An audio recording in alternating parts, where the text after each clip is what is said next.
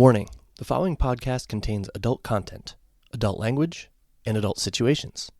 I talk openly about sex and explicit topics. If you are under the age of 18 or are uncomfortable listening to sexually explicit narratives, please listen no further. I am not a professional therapist, counselor, or doctor. I'm just an average guy in the swinger lifestyle who likes to share his experiences. This podcast is for informational and entertainment purposes only. Please seek a professional if you are in need of advice, guidance, or care as it relates to sexual health or alternative lifestyles.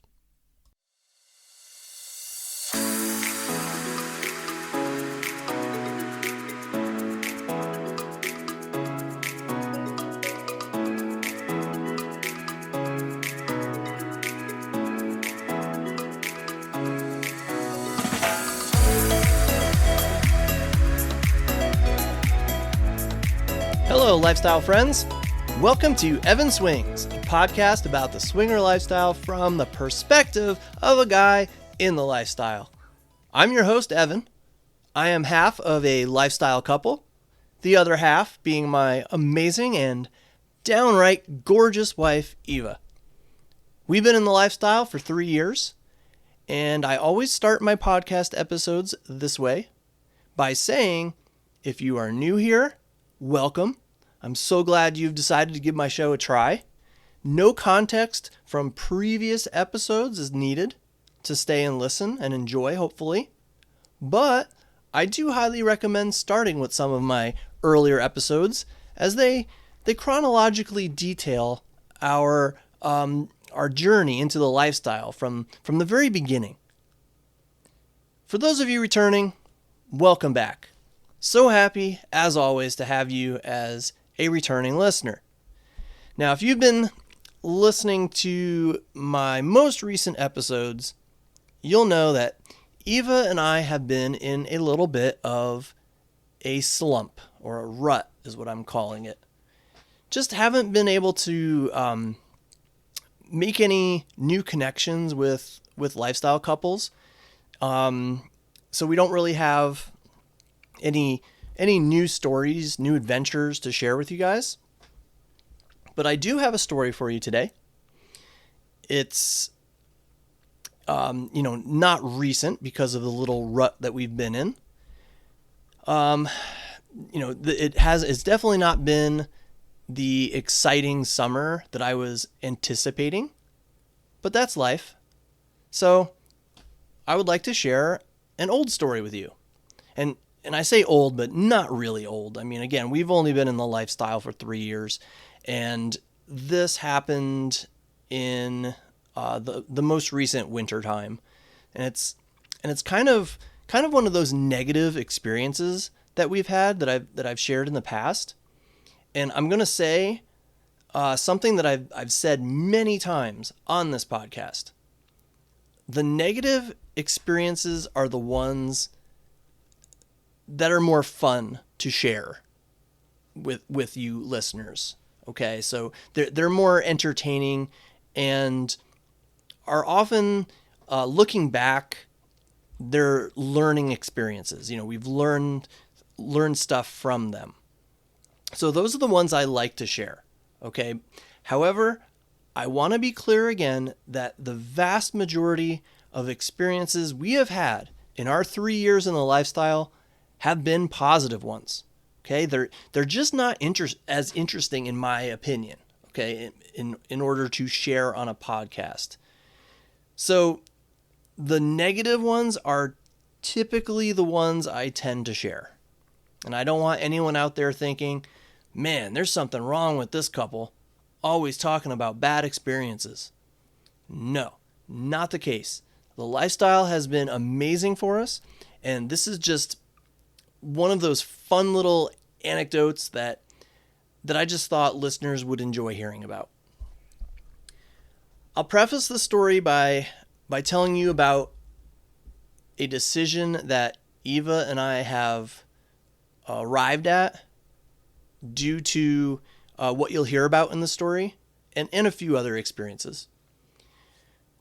We are done with recommending couples to other couples or taking recommendations about other couples from other couples.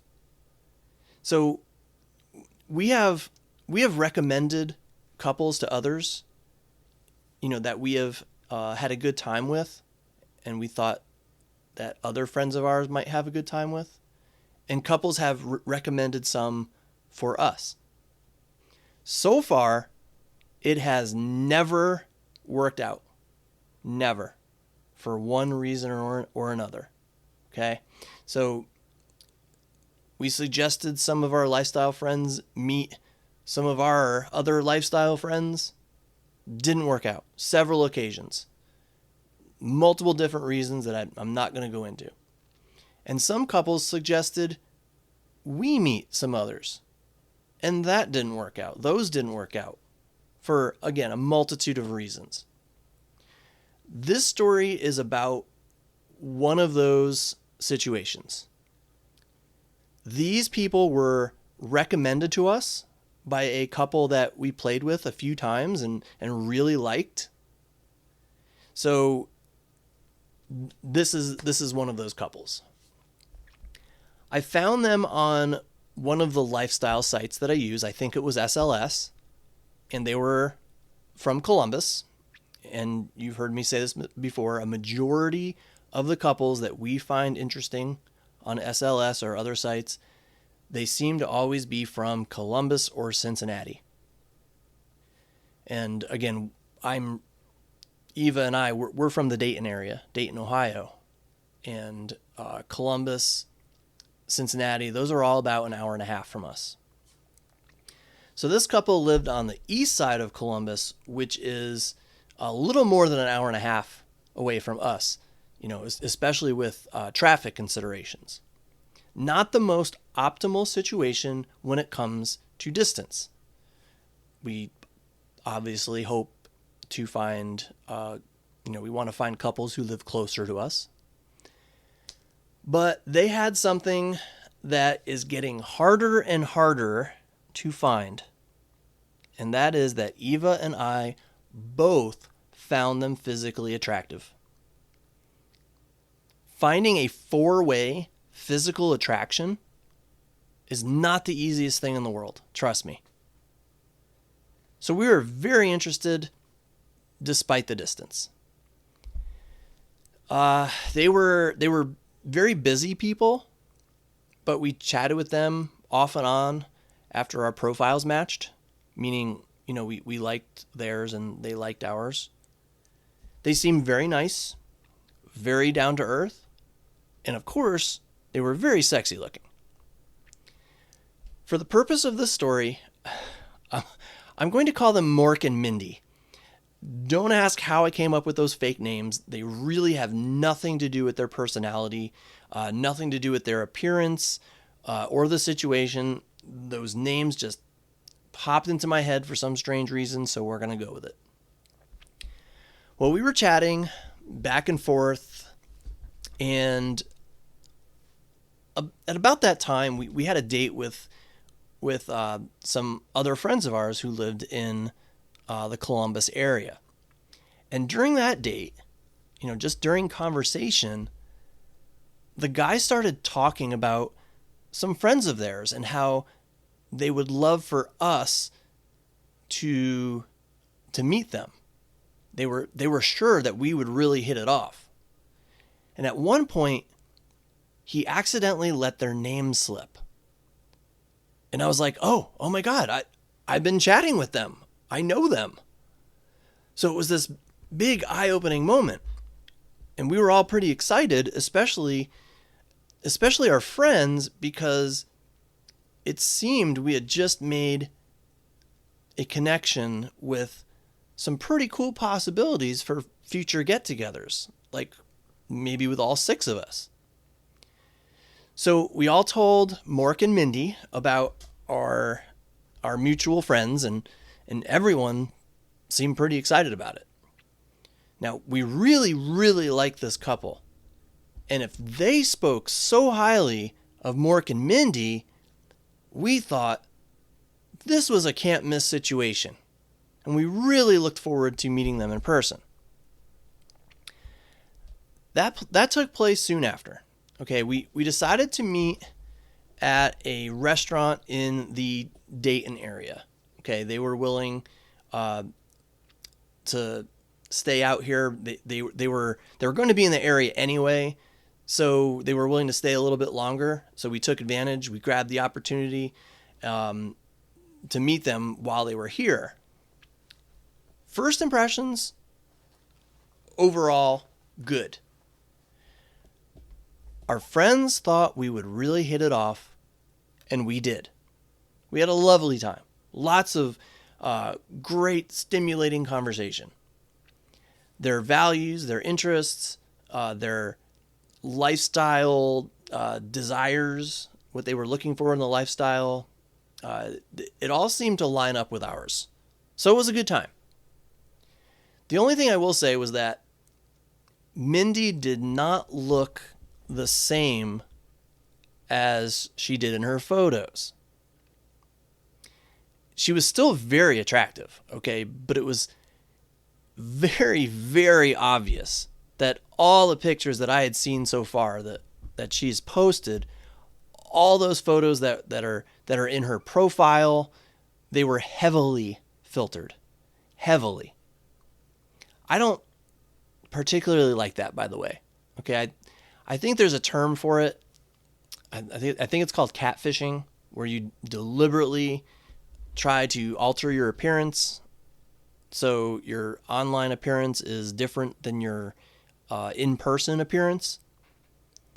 So this wasn't really extreme catfishing, but she definitely looked a lot different in person.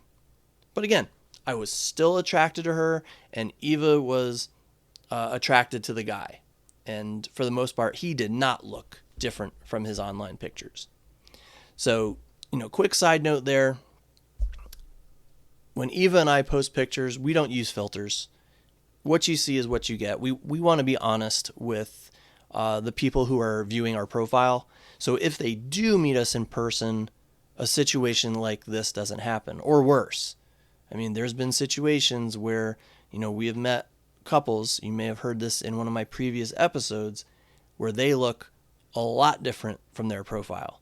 And I was not attracted. So here was, I guess we were lucky, still very attracted to her. It was almost instantly agreed by all four of us that we wanted to see each other again, and that we wanted to make it a spicy date. Okay, we hit it off that well. Everyone was on board. And honestly, that is kind of a rarity, at least for us, to have all four people seemingly equally enthusiastic about seeing each other again. Very rare. Well, it took a while. We have busy schedules, so and so did they. So it was over a month from that dinner date that we were able to set something up to see them again. They were empty nesters, so they invited us to their home east of Columbus, and we jumped at that opportunity. The lifestyle, as I have explained in a previous episode, is very expensive. And when someone invites us to their home, even if we have to drive an hour and a half, we'll take it. Hotel rooms are increasingly expensive. I would rather save the $100 or so and spend a little more time driving. And that's exactly what we did. We decided to drive the 90 minutes to their home so that we didn't have to worry about a hotel. Plus, a home is way more comfortable than a hotel, at least in my opinion. You have just much more room. You have more options for seating, a table where you can sit at and play games if you want to. So yeah, we jumped at the opportunity to go to their house. Now, the times involved here are very important to the story. We arrived at their house at about 6 p.m. Okay, so you need to keep that in mind because the times here are going to play a factor. Shortly after arriving, maybe around like 6:30ish, I made my way to a bathroom and took my Viagra. So if you remember, I have anxiety, I admit it, and I never want to ruin an evening because I can't rise to the occasion. Okay, people, they're putting time and effort into this. The woman is expecting a good time. I want to deliver. So even if I don't technically need it, I want to make sure. So as a precaution, I will always take an ED medication as a precaution. And that again was somewhere around 6:30ish. Okay, we had already had an early meal, so we were there to hang out and hopefully play. All right. So in my mind, I figured we'd probably hang out, play some games for an hour or so. Then the naughty fun would begin. And Viagra can take about an hour to kick in, so I figured I was playing this perfectly. And again, I want to remind you of the time. Okay, we arrived around 6. And we showed up with a large bag of board and card games. Eva and I are board game and card game nerds. So we have plenty. And Mork and Mindy expressed a high level of interest in playing some games with us. I mean, it was talked about a lot in our chats. And I mean, we're coming to their house. So what can two lifestyle couples do at a home besides have sex? Talk? Yep. Play games? Yep. But what else is there? If there was a hot tub or pool, you could swim. If there's a pool table or darts, you could do those types of things while you talk and drink and hang out. But there weren't any of those things. You're not going to sit around and watch TV or movies because obviously you're there to interact. So, in our opinion, playing board games or card games seemed like a great option. Well, we got there, we set the bag of board games down, and that was the last they were touched until the evening ended. And I know what you might be thinking.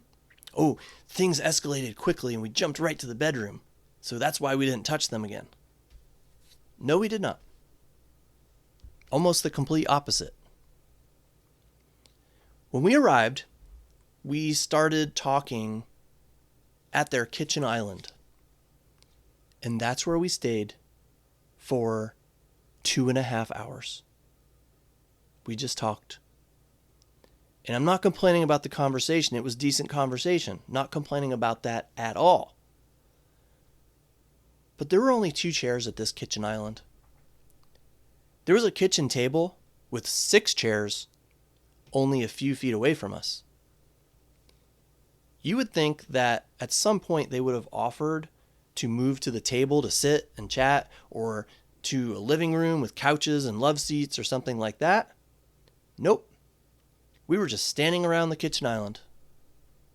Eva finally got tired of standing and sat in one of the chairs, one of the 2 chairs that were around the island. I think it was kind of like a bar stool type thing. And then Mork sat in the other one a few moments later. Mindy and I, we just stood and we just leaned, and we were at opposite ends of the island.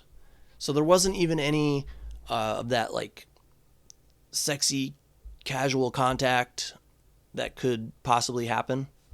No, we just talked and talked. And they're very nice people and we enjoy talking to them. But we were not really comfortable, I guess. And they made no attempts as hosts to make us more comfortable. I mean, if I had somebody leaning around my kitchen island for an hour, Probably even less than that, but let's just say an hour. I'd be like, oh my gosh, I'm so sorry. Let's sit down. No. And we stayed there for over 2 hours. Then there was their dog. Eva loves dogs. I really love dogs. I am a dog lover through and through. So when their dog came bounding in to greet us when we arrived, I was very happy to pet and play with this dog. But even I have a limit. I was there to spend time with Mork and Mindy, not their dog. Well, this dog would not leave me alone. He was an in-your-face type of dog, constantly wanting to play, jumping up on me with his paws. And he repeatedly brought me this stuffed toy that got completely drenched with dog drool. And I made comments about this. I didn't want to, I didn't want to be mean, and I didn't want to be like, go away, dog. I'm not like that. So I tried to make hints that I was ready to be done with this dog. But this went on for over 2 fucking hours. At some point, any good host would have offered to pen the dog up or offer to move us to a different location without the dog. And again, I love dogs. I love petting them, hugging them, kissing them, playing with them. But I was not there to play with the dog. I would say after 30 minutes, I had my dog fix. Okay, I'm done playing with your dog now. Now let's have some human interaction time. But that never happened. And that dog did not get tired, let me tell you. Did not get tired. Eventually, he ended up laying down by my side, and I was able to avoid interacting with him for a while. But we just continued standing, not sitting, in a kitchen, just talking, and occasionally being pestered by a super friendly dog for about 90 minutes, all right? And that's when Eva decided to get things rolling and said, why don't we play a game? You may think I'm lying when I tell you this, but I am not. Eva's comment was completely ignored. It was like Mork and Mindy didn't hear it. But I'm telling you, they had to. But they just pretty much ignored the comment and just kept talking about random shit. And that was about 90 minutes in. And then Eva again said something maybe, 20 minutes later. So let's play a game. And at that point, we got, Mork said, yeah, we can do that. But then just kept on talking about other random stuff. It was insane. So I would say 2.5 hours. I may be slightly off on that, but I may be exaggerating, but it certainly felt that long. So I'm just going to say after 2.5 hours, Mork asked us, hey, do you want to go upstairs? Meaning to their bedroom. Eva and I were like, hell yeah, let's finally get this party started. And we were led upstairs to their bedroom, without the dog, thankfully. What was interesting about their bedroom, besides a cool assortment of party lights, was that they had a small stage, kind of like a little platform in the corner. On that stage was a microphone on a microphone stand.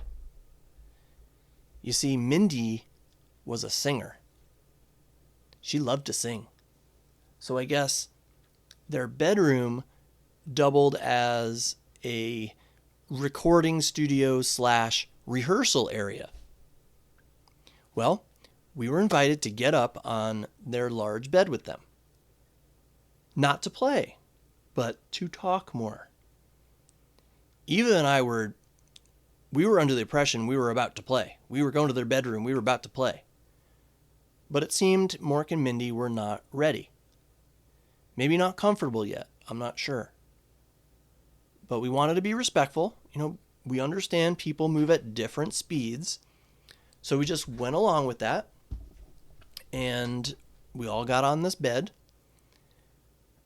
but they got on first, and they sat across, like they sat next to each other across from Eva and me. So still no touchy-feely, flirty opportunities. We talked for, I would say, another hour. And then it got even weirder. Without any warning, Mindy gets up, changes into a sexy outfit, which I liked, but then she headed to the stage to start singing. She performed 3 songs for us. She was very, very good. Excellent voice. But we were not in her bedroom for a concert. But we showed respect, applauded, complimented her. And then, when she returned to the bed, Eva had covertly switched spots. So now, she was sitting next to Mork and I was sitting next to Mindy. Finally, we're getting somewhere, right? Nope. More talking. Now, I never make the first move, and it seemed like neither Mork or Mindy were going to. So that put the job on Eva. Always the hero. I gotta hand it to her. She was giving it her all. I mean, she flat out asked the guy to kiss her, which he did, but then pulled away and started talking again. You know, we thought that was going to jumpstart it. And she flat out said, "I hope you're going to fuck me soon." Something like that. And it can't get any more blunt and obvious than that. But we just kept talking. And I was getting irritated. You know, it was now around midnight. And we still had a 90-minute drive home. We had been there for almost 6 hours. 6 hours. Yeah, 6 hours. I was ready to either get to business or go home.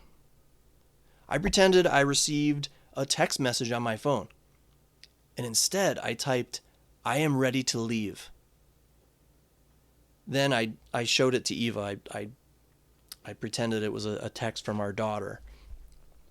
She sensed my irritation and decided to take further action. I mean, I love Eva's attitude, okay? She has the attitude of shit or get off the pot.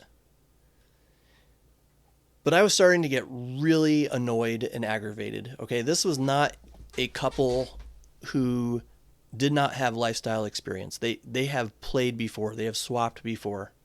So this wasn't like they were, you know, super new to all this. I don't know why they were so shy and stalling so much.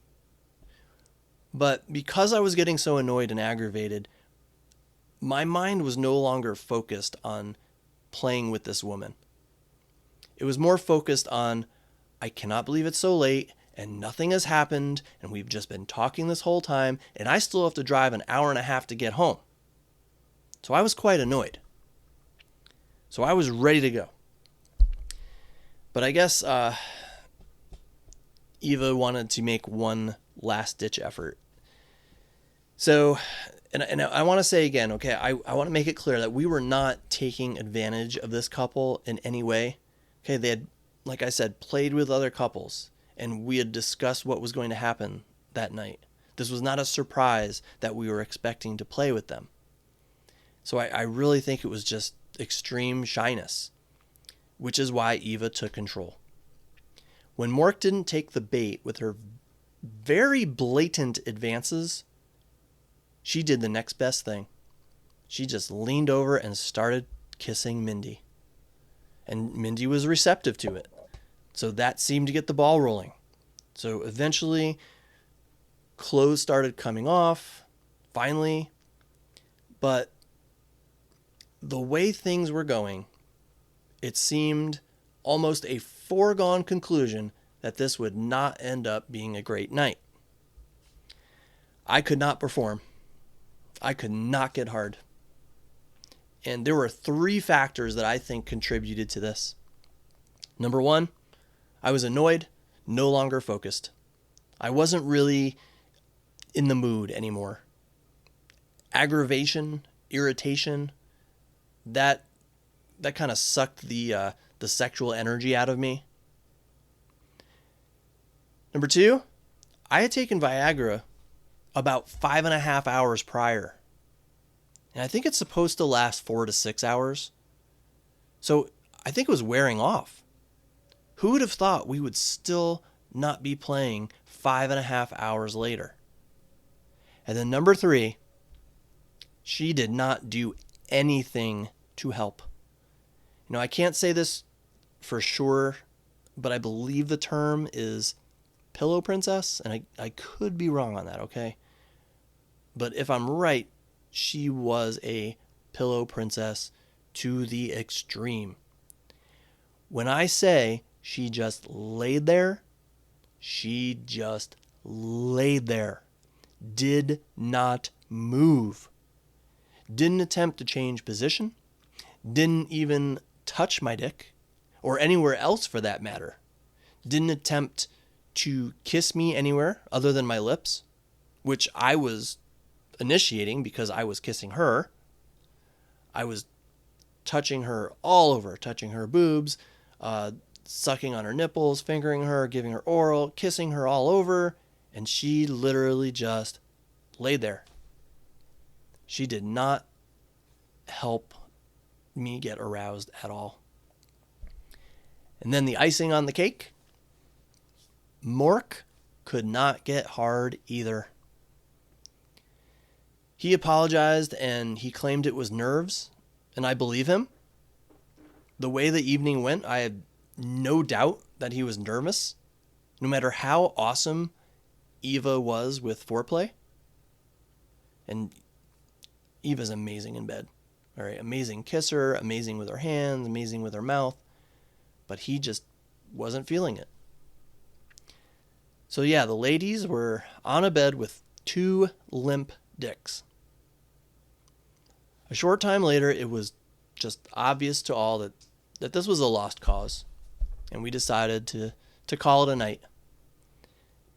And it was a, like, on a positive note, I guess. And, you know, everyone was smiling and pleasant, and we talked about trying again sometime. You know, he was like, you know, next time I will not be nervous. So it was in our minds that we were going to do this again. And they even said they enjoyed our company very much, and next time they would be much more comfortable. But to this date, there has not been a next time. We were willing, more than willing, to give them another chance. But Eva and I agreed that the evening kind of left a bad taste in our mouths. We thought we were, you know, so compatible with this couple based on our dinner and our chats, but now we weren't quite so sure. So again, we agreed that we'd be willing to give them another chance, but that hasn't come yet. We stayed in touch for a few months after that, chatted, sent more pics. They were great at sending pics. And we proposed a few dates for another get-together. They proposed some too, but they were always too busy, or we were always too busy. Our calendars just never meshed. So what happened? If you listen to one of my recent episodes, you'll know what I mean when I say it looks like the final fizzle happened. Things just fizzled out. At the time of this recording, I honestly can't remember the last time we heard from them. It has been quite some time. And as time passes, the less motivated we are to see them again. I'm not sure if we'll ever have that chance. It was just a weird evening all around. And so now we're just not all that excited to make it happen again. And I guess that is to be expected sometimes in the lifestyle. But I hope the title of this episode now makes sense to you.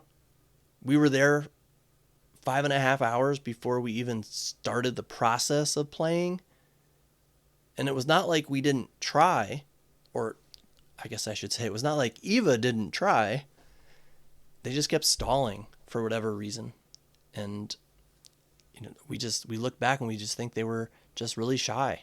And that's fine. I'm shy. I get it. Just a lot of nerves in situations like this. But it was definitely just a weird experience for us. So I hope you enjoyed today's episode of Evan Swings. I'm going to wrap things up here. Please come back and see me sometime, or hear me, listen to me again sometime. Until then, you could always interact with me by finding me on Kick or Instagram. Just search for Evan Dienson. That's EvanDeanson. Or you can even email me at evandienson@gmail.com. Now, I don't check the email or the Instagram account very often. Kick is probably the fastest way to reach me, but I do check occasionally. But just be patient with me. Eva and I would love to hear any questions, comments, or suggestions you have for the show. And if you enjoy listening, please tell a friend. I honestly am not in this for fame and fortune, but if you think this podcast will help someone in their lifestyle journey, or just simply be entertaining for them, please let them know about me. Let them know about this podcast. The more listeners, the better. So with that, I bid you farewell, be safe, be naughty, and we'll see you next time.